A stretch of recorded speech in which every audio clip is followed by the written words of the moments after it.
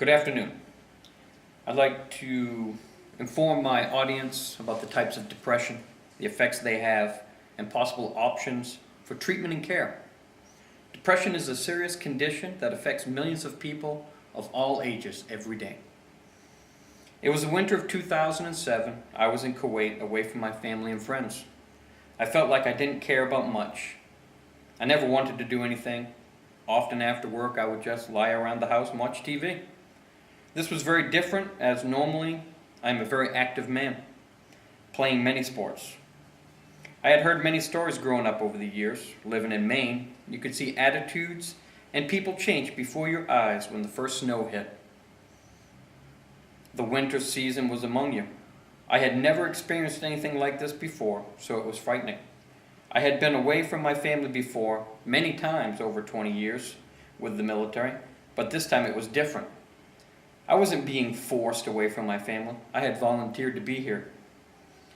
I have done a little research on this subject, and today I would like to inform you about the types of depression, the effects they have on both the person, but also on their friends and family, and then some options for treatment and care. Let's start with the types of depression. Depression is a mental illness that affects more than 19 million Americans annually. Major depression is a change in mood that lasts for weeks or months. It is one of the most severe types of depression. Dysthymia is less severe than major depression, but usually goes on for a longer period, often several years. There are usually periods of feeling fairly normal between episodes of low mood. Bipolar disorder involves episodes of depression, usually severe, alternating with episodes of extreme calm called mania. This condition is sometimes called by its older name, manic depression. Seasonal depression, which medical professionals call seasonal affective disorder or SAD, is depression that occurs only at a certain time of the year, usually in winter, when the number of daylight hours is lower. Now that I have given you a few types of depression, let's look at the effects of depression has on both the individual and the family and friends. Depression can be especially cruel in that it doesn't affect just the depressed person, but everyone around them also. Someone who is depressed can be very difficult and draining to deal with. What makes this so cruel is that a depressed person's relationship becomes strained to the point where others actively avoid having to deal with them. This further contributes to worsening self-image and makes the person feel even more isolated, intensifying the depression at times, contemplating, and even attempting to commit suicide.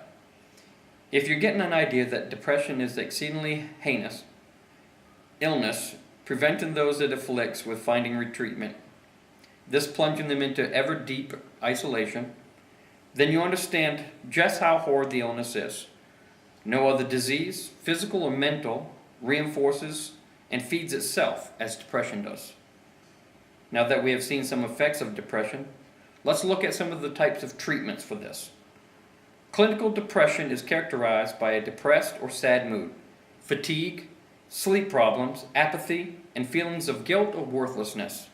Most patients can find relief from such symptoms when they follow a comprehensive treatment plan. Antidepressant medicines work by addressing chemical imbalances in the brain that accompany depression symptoms. Antidepressant medicines, often used alone or in conjunction with psychotherapy, can help treat depression. Depression is often accompanied by an anxiety or panic disorder.